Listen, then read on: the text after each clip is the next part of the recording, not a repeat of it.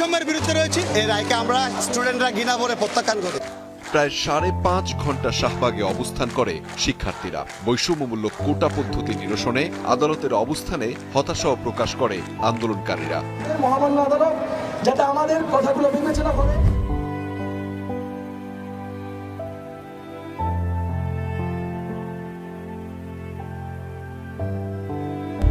সংসদ থেকে বাস্তবায়ন হোক, যেন এই বাংলাদেশ মেধাবীদের মাধ্যমে একটি সোনার বাংলা, যে স্বপ্নের বাংলা, সেটি আমরা প্রতিষ্ঠিত করতে পারি। শিক্ষার্থী প্রতিনিধি রয়েছে, তাদের সাথে সমন্বয় করব, গণসংযোগ করব, করে আমরা বুধবার কঠোর কর্মসূচি দিব।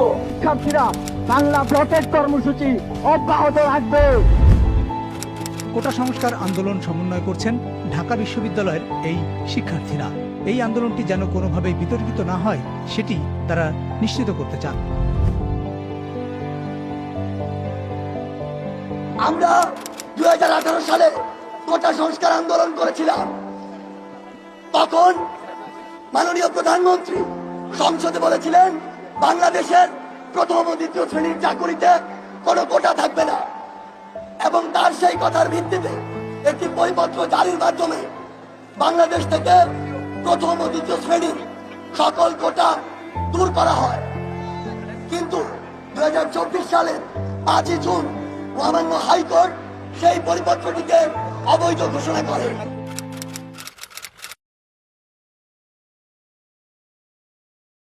আমাদের একটি গুরুত্বপূর্ণ কথা হচ্ছে, আমরা মুক্তিযোদ্ধাদেরকে শ্রদ্ধার সর্বোচ্চ আসনে রাখতে চাই। যদি প্রয়োজন হয় তাদের সম্মানী ভাতা আরো বাড়ান, তাদের জন্য আলাদা আরো হাসপাতাল বানান, তাদের জন্য আলাদা আরো যানবাহন দেন। কিন্তু এই যে চাকরিতে নাতিপুতি কোটার নামে স্বাধীনতার 54 বছরের যে বৈষম্য, এটি মানা যায় না। এটি স্বাধীনতার চেতনার সাথে সবচেয়ে বড় অন্যায়। 12 সদস্যের প্রতিনিধি স্মারকলিপি নিয়ে বঙ্গভবনের পথে। রাষ্ট্রপতির সামরিক সচিবের কাছে 3 পৃষ্ঠার স্মারকলিপি দিয়ে প্রায় আধা ঘন্টা পর বঙ্গভবন থেকে বেরিয়ে আসে প্রতিনিধি দল।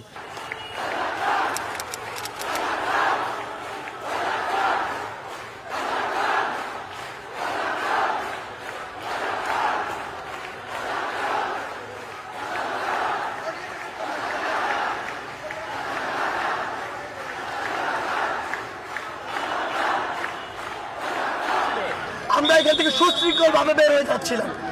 ইভেন আমাদের কেউ একজন বলতে পারবে না যে আমরা একটা ডিল পর্যন্ত ছুঁড়েছি। আমরা বের হয়ে ক্যাম্পাস থেকে বের হয়ে যাচ্ছিলাম। আমরা তো ক্যাম্পাসে থাকার জন্য আসলে বের হয়ে যাচ্ছিলাম। তারা পিছন থেকে সাউন্ড গ্রেনেড ছুঁড়েছে, ককটেল ছুঁড়েছে, টিয়ার গ্যাস ছুঁড়েছে। এগুলোর কারণ কি? তার মানে তারা ইচ্ছা করে পরিস্থিতি অস্থিতিশীল করতে চায়। শুরু থেকে ডে 1 থেকে আমরা সবসময় শান্তিপূর্ণভাবে আমাদের দাবি আদায়ের চেষ্টা করেছি। শাহবাগে আমরা তাই করার চেষ্টা করেছি। কিন্তু তারা ক্ষমতাসীন ছাত্র সংগঠন কিংবা সরকারি ইশারায় বিভিন্ন সময় ছাত্রদেরকে উত্তেজিত করা হয়েছে এবং দায় দায় হয়েছে। আমাদের দুজনকে মেরে তারপর হচ্ছে আপনারা যা ইচ্ছা তা করেন। আমরা দুজনকে মেরে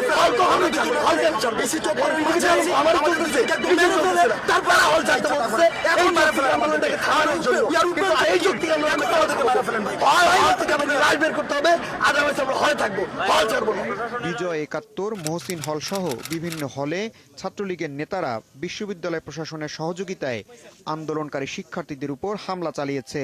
যে জিনিসটি এখনো ঢাকা বিশ্ববিদ্যালয়ে হচ্ছে এবং এর দায় ছাত্রলীগ, সাদ্দাম হোসেন, শেখ ইনান সহ ঢাকা বিশ্ববিদ্যালয়ের বাজারুল কবির স্বয়ন কিংবা যে আমাদের সৈকত রয়েছেন, তাদের সবাইকে এই দায়গুলো নিতে হবে। তারা পরিকল্পনা করে এই কাজগুলো করছে।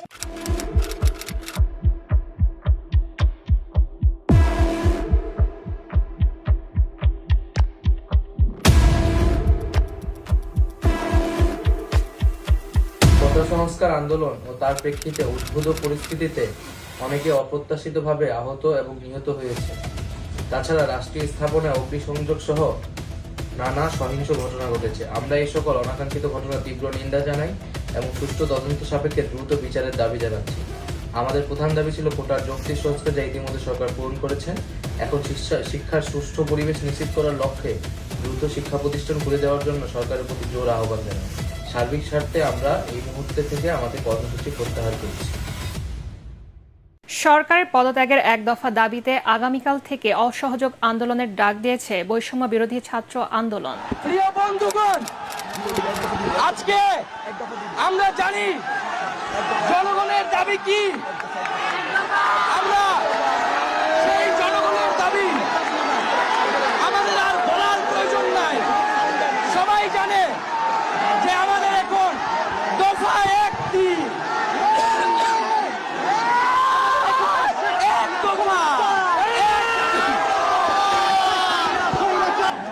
আমরা আজকে এক দফার দাবিতে আজকে এখানে হাজির হয়েছি এবং আমরা জীবনের নিরাপত্তা, বাংলাদেশের মানুষের জীবনের নিরাপত্তা, সমাজের ন্যায় বিচার প্রতিষ্ঠার জন্য আমরা এক দফার সিদ্ধান্তে উপনীত হয়েছি।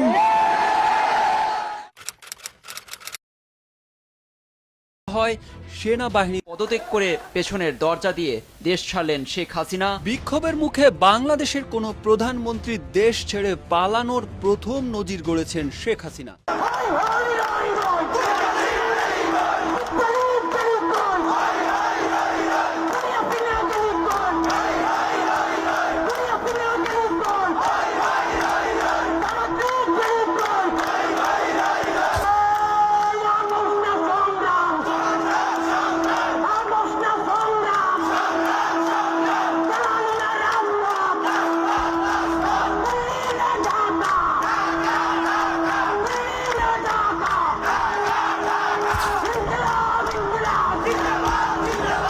আপনাদের একটি জিনিস মনে রাখতে হবে যে পুরো বাংলাদেশের যে সংখ্যালঘু ভাই বোনেরা রয়েছে তাদেরকে নিরাপত্তা দেওয়ার আপনাদের দায়িত্ব নিতে হবে।